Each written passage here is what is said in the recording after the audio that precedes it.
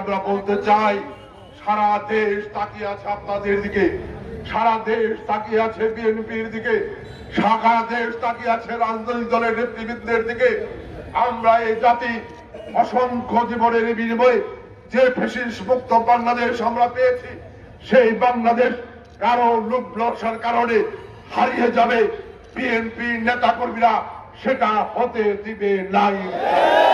কাজে আমরা আহ্বান করি, আমরা বিশ্বাস করি আজকে 5 আগস্ট জাতির উদ্দেশ্যে মাননীয় প্রধান উপদেষ্টা বক্তব্য রাখবেন। আমাদের বিশ্বাস মাননীয় প্রধান উপদেষ্টা একই সাথে নির্বাচনের 3 তারিখ ঘোষণা করবেন। ইতিমধ্যেই সারা বাংলাদেশের মানুষ একটি নির্বাচনের জন্য অধীর আগ্রহে অপেক্ষা করছে। আমরা বিশ্বাস করি মাননীয় প্রধান উপদেষ্টার ঘোষণার মধ্য দিয়ে সারা বাংলাদেশের মানুষ নির্বাচনের দিকে ধাবিত হবে। আমাদের বক্তব্য পরিষ্কার, এই দেশের মালিক ওই নতুন রাজনৈতিক দল না, অন্য কোন রাজনৈতিক দল না। এই দেশের মালিক বাংলাদেশের জনগণ।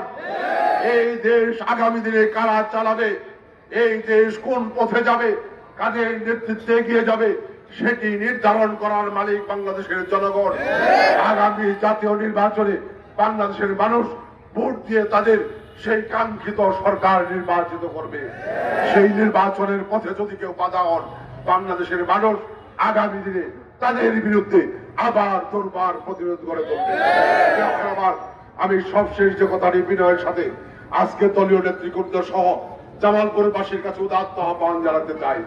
সারা বাংলাদেশের জামালপুরেও গত 17 বছর জামালপুরের মানুষ সেই কুখ্যাত মির্জা আজম সহ আওয়ামী লীগের সেই সন্ত্রাসী বাহিনীর কাছে জিম্মি হয়ে পড়েছিল। সারা বাংলাদেশের যেই জামালপুরের মানুষ গত 17 বছর তাদের গোলামি করতে হয়েছে। তারা জামালপুরে লুটতরাজ থেকে শুরু করে এমন কোন অন্যায় অপকর্ম নাই যেটি না করেছে। সর্বশেষ ছাত্র জনতার সেই আন্দোলনে জামালপুরে প্রকাশ্য অস্ত্র প্রদর্শন করে গুলিবর্ষণ করেছে।